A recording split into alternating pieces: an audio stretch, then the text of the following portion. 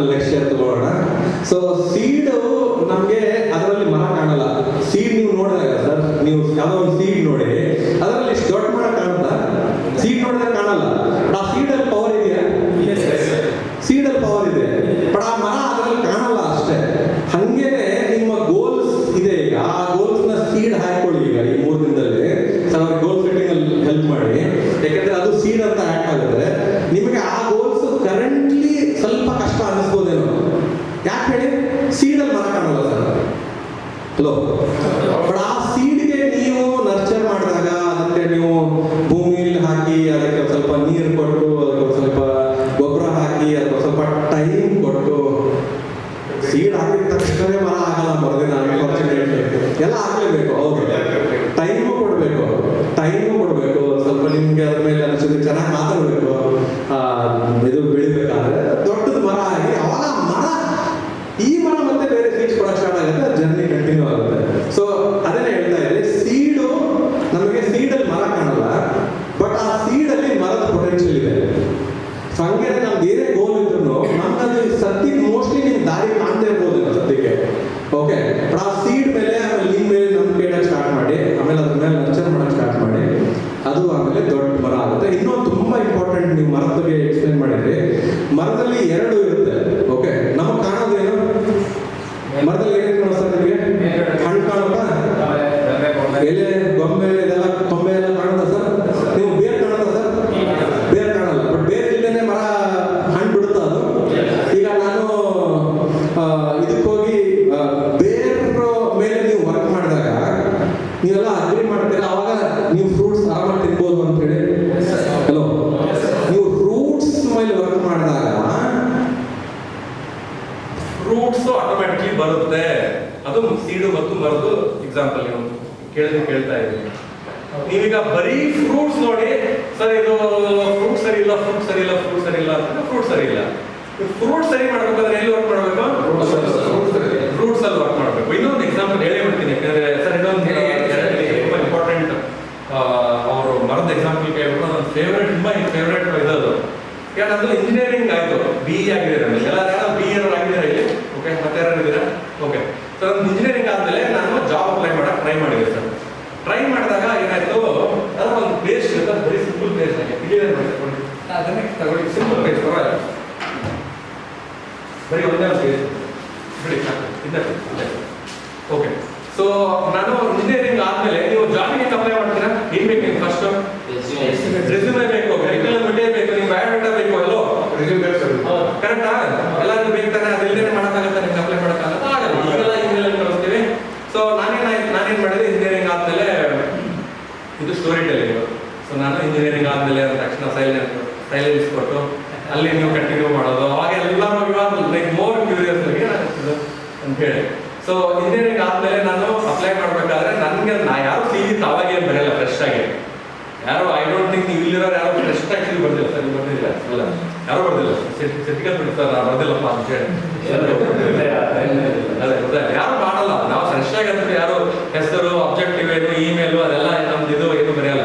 ಏನ್ ಮಾಡ್ತೀವಿ, ಯಾರಾದ್ರೂ ಫ್ರೆಂಡ್ ಹತ್ರ ಫಾರ್ಮ್ಯಾಟ್ ಟೆಂಪ್ಲೇಟ್ ತಗೊಂಡು ಮಾಡ್ತೀವಿ, ಎಡಿಟ್ ಮಾಡ್ತೀವಿ. ನಾನು ಏನ್ ಮಾಡಿದೆ, ನನ್ನ ಫ್ರೆಂಡಿಗೆ ಕಾಲ್ ಮಾಡಿದೆ, ಹೆಂಗೆ ನನಗೆ CV ಸ್ಯಾಂಪಲ್ ಕಳ್ಸಪ್ಪ, ನನಗೆ ಅಪ್ಲೈ ಮಾಡಬೇಕಾಗಿದೆ. ಹುಬ್ಳಿಲಿ ಆಕ್ಚುಲಿ ಒಂದು ಕಂಪ್ನಿ ಇತ್ತು, ಅಲ್ಲಿ ಅಪ್ಲೈ ಮಾಡಬೇಕಾಗಿತ್ತು ನನಗೆ. ನಾನು ಅದರಲ್ಲಿ ತಗೊಂಡು ಎಲ್ಲ ಚೇಂಜ್ ಮಾಡಿದೆ ಸರ್. ಹೆಸರು ಚೇಂಜ್ ಮಾಡಿದೆ, MS Word ಅಲ್ಲಿ ಎಲ್ಲ ಚೇಂಜ್ ಮಾಡಿದೆ. ಬಟ್ ಒಂದನ್ನ ಚೇಂಜ್ ಮಾಡೋದಕ್ಕೆ ಮರ್ತ್ಬಿಟ್ಟೆ ನಾನು. ಅವರು BA ಗ್ರಾಜುಯೇಟ್ ಆಗಿದ್ರು, ನಾನು BE ಇದ್ದೆ.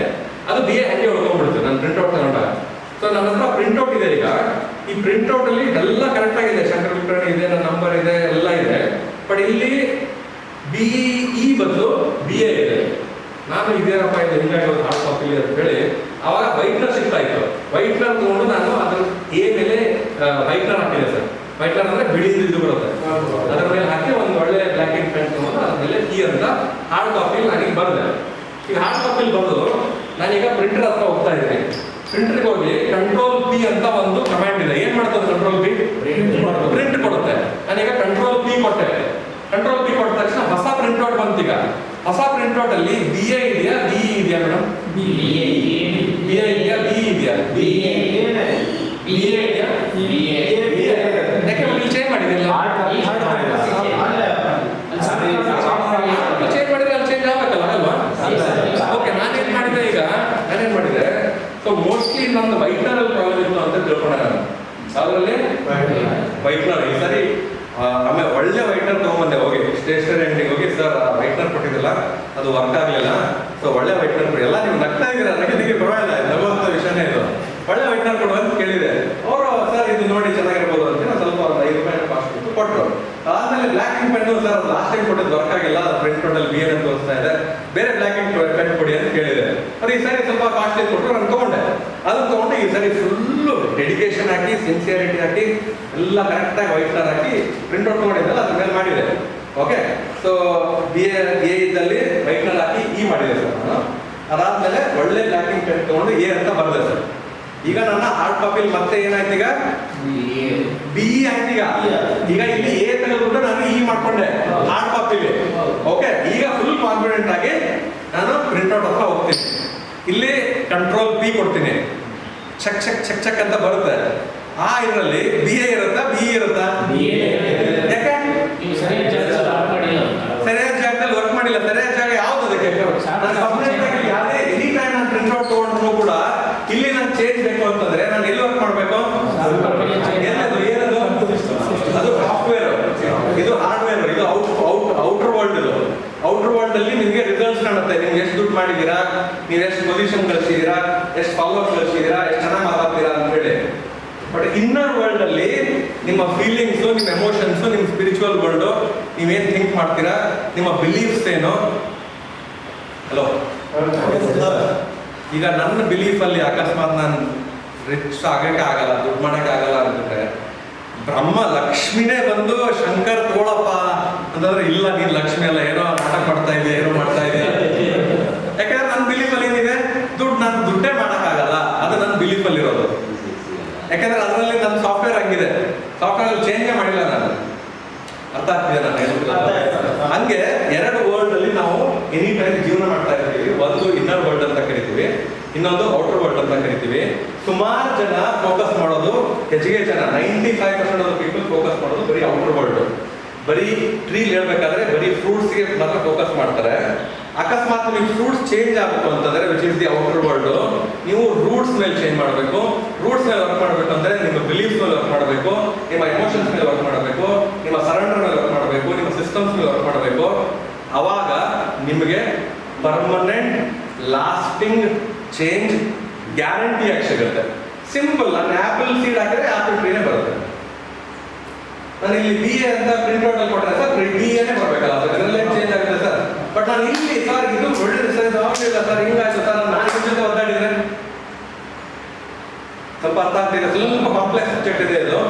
ಬಟ್ ನಾನು ನಿಮಗೆಲ್ಲ ಕಂಪಲ್ಸರಿ Day 1 ಅಂತ ಹೇಳಿದ ತಕ್ಷಣ ಸರ್ ಇದು Day 1ಗೆ ಒಳ್ಳೆ ಫೌಂಡೇಶನ್ ಇದೆ. ಆ್ಯಕ್ಚುಲಿ ನಾನು ಎಲ್ಲ ಬುಕ್ ಕ್ಯಾಂಪಲ್ಲೂ Day 1 ಅಲ್ಲಿ ಇದನ್ನು ಕಂಪಲ್ಸರಿ ಟೀಚ್ ಮಾಡ್ತೀನಿ. ಯಾಕೆ ಅಂತಂದರೆ ಇದರ ನಂತರ ಇದನ್ನು ನೀವು ತಿಳ್ಕೊಂಡ್ಬಿಟ್ರೆ ನೀವು ಅವಾಗ ಎಕ್ಸ್ಟರ್ನಲ್ ಸ್ಟ್ರಾಟಜೀಸ್ ಆ್ಯಡ್ ಮಾಡ್ಕೊಳ್ಳಿ. ಅವಾಗ ಬ್ಯೂಟಿಫುಲ್ ವರ್ಕ್ ಆಗುತ್ತೆ. ನನ್ನ ಬಿಲೀಫಲ್ಲಿ ಏನಿದೆ, ನಾನು ಶ್ರೀಮಂತ ಆಗ್ಬೋದು, ನಾನು ಒಳ್ಳೆ ಕಮ್ಯುನಿಕೇಟರ್ ಆಗ್ಬೋದು ಅಂತ ನನ್ನ ಬಿಲೀಫ್ ಒಳಗಡೆ ಇದ್ದು, ಆವಾಗ ಸರ್ ನನ್ನ ಕಮ್ಯುನಿಕೇಶನ್ ಸ್ಟ್ರಾಟಜಿ ಕೊಡ್ತಾರೆ, ಅದನ್ನು ನಾನು ಯೂಸ್ ಮಾಡ್ತೀನಿ, ಪ್ರಾಕ್ಟೀಸ್ ಮಾಡ್ತೀನಿ. ಈಗ ನನ್ನ ಇನ್ನರ್ ವರ್ಲ್ಡ್ಗೂ ಔಟರ್ ವರ್ಲ್ಡ್ಗೂ ಮ್ಯಾಚ್ ಇದೆ, ಆವಾಗ ನನಗೆ ಪರ್ಮನೆಂಟ್ ಲಾಸ್ಟಿಂಗ್ ರಿಸಲ್ಟ್ಸ್ ಗ್ಯಾರಂಟೀಡ್. ಅರ್ಥ ಆಗ್ತದೆ ಸರ್? ಸೊ ಇದನ್ನೊಂದು ಕ್ವಿಕ್ ವಿಷಯ ಹೇಳಬೇಕಾಗಿತ್ತು. Thank you. ಏನಕ್ಕೆ ಬಂತು ಅಂತಂದರೆ ಇದು ನಿಮ್ಮ ಫ್ರೂಟ್ಸ್ ಮತ್ತು ರೂಟ್ಸ್ ಕಾಣಲ್ಲ, ನಮ್ಮ ಬಿಲೀಫ್ಸ್ ಕಾಣಲ್ಲ, ನನ್ನ ಎಮೋಷನ್ಸ್ ಕಾಣಲ್ಲ, ನನ್ನ ಫೀಲಿಂಗ್ ಕಾಣಲ್ಲ, ಬಟ್ ಅದೆಲ್ಲ ನನ್ನ ಬ್ಯಾಂಕ್ ಬ್ಯಾಲೆನ್ಸ್ ಕಾಣುತ್ತೆ, ನನ್ನ ರಿಸಲ್ಟ್ಸ್ ಅಲ್ಲಿ ಕಾಣುತ್ತೆ. ಅದು ಔಟರ್ ವರ್ಲ್ಡ್. ಬಟ್ ಕಾಣದೇ ಇರೋದು ಒಳಗಡೆ ಇದೆ. ಅದರ ಮೇಲೆ ನೀವು ಕಾಣದೇ ಇರೋದ್ರ ಮೇಲೆ ವರ್ಕ್ ಮಾಡಿದ್ರೆ ಅದು ಡೈರೆಕ್ಟ್ ಆಗಿ ಕಾಣೋದ್ರ ಮೇಲೆ ಡೈರೆಕ್ಟ್ ಎಫೆಕ್ಟ್ ಕಾಣುತ್ತೆ ಅಂತ. ಸೊ ಹಾಗಾಗಿ